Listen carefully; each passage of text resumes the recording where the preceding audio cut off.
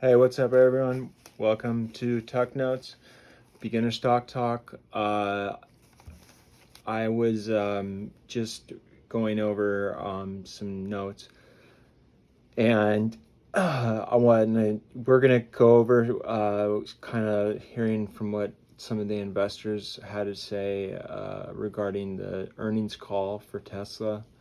Um, there were some important questions that people wanted to know.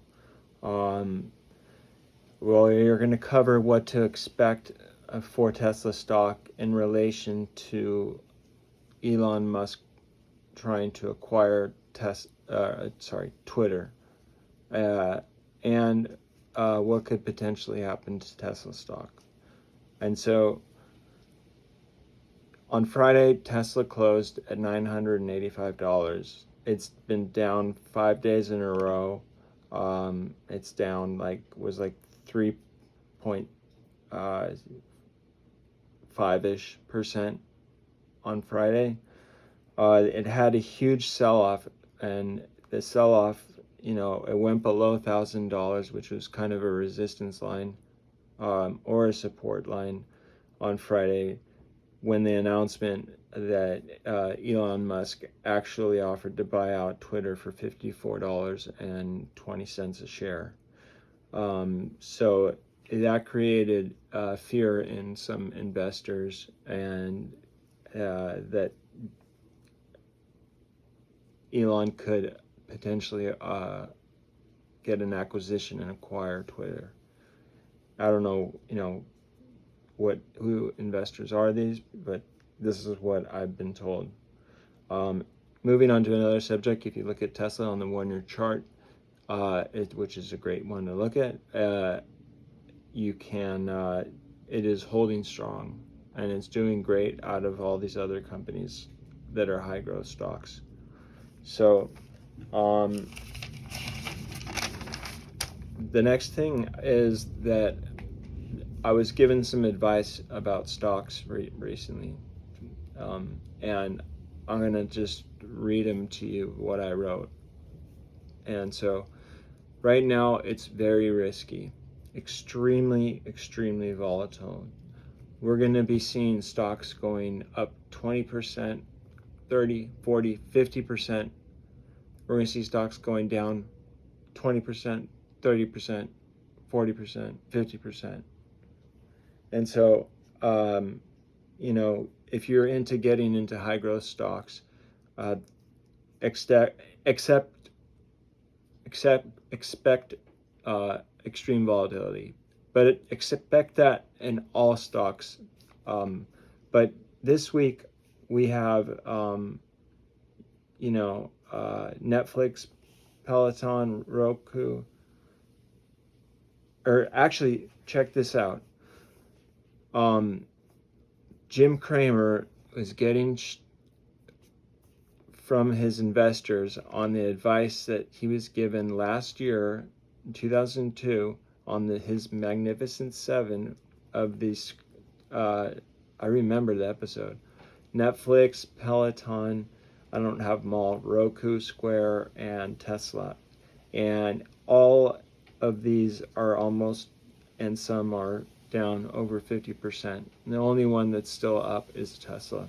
So diversifying also is a very important tool to use if you want to play the game right now.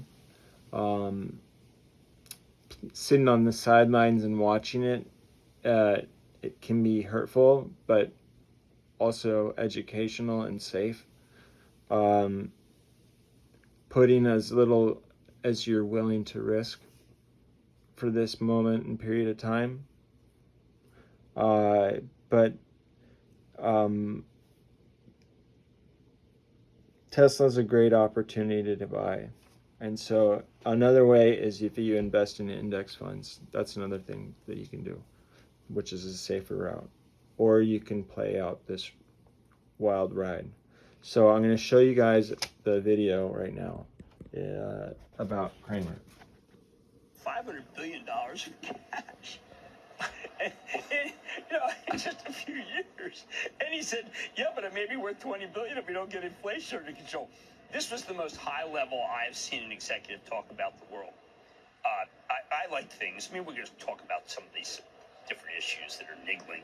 But Shanghai coming back with a vengeance. No one says Shanghai's coming back with a vengeance. This man is saying it's coming back with a vengeance.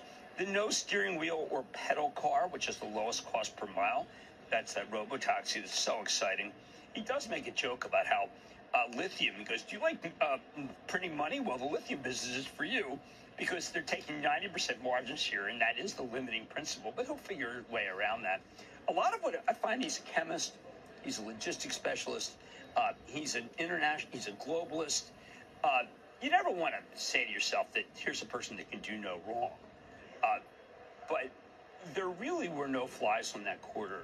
We can talk about some supply constraints, but the fact is he's got the least amount of supply constraints per vehicle of anyone I follow. And it was a tour de force quarter, of which, by the way, there were no questions about Twitter.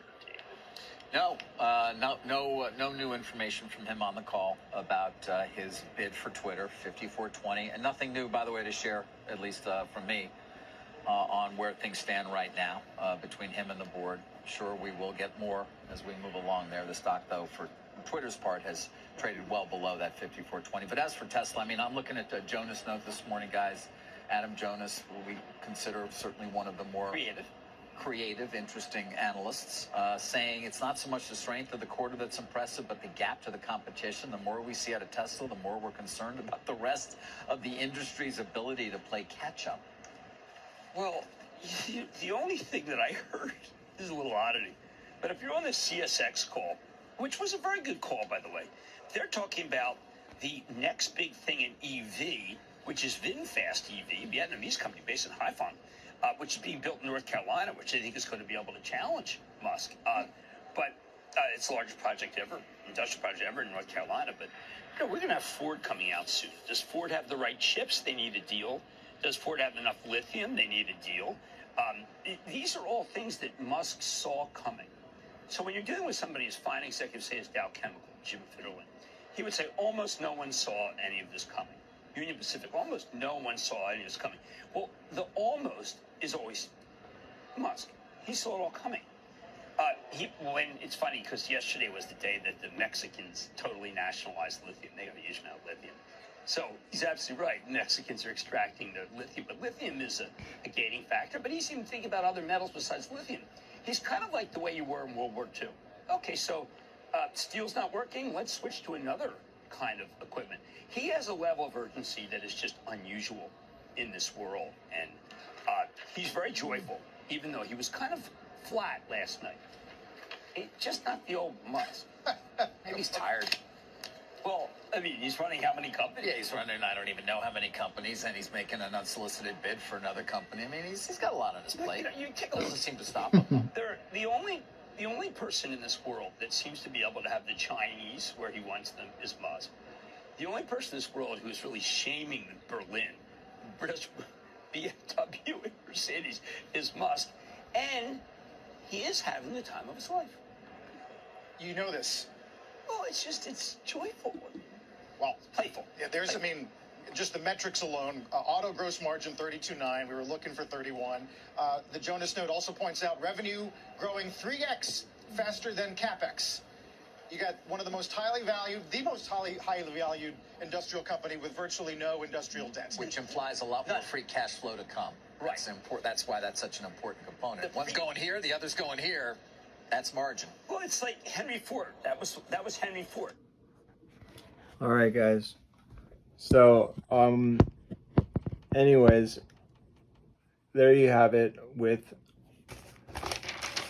Cramer. What to expect next week moving forward is a lot of earnings reports coming up. Google, Apple, Microsoft, and a lot of other ones. And so there's going to be more volatility, shakiness, ups and downs. And so either, just be really careful, really, really careful in managing your money. Okay? Love you guys. Thank you so much for watching my videos. If you like the video, push the like button. If you think you want to subscribe, subscribe. That really helps out the channel. So have a good night.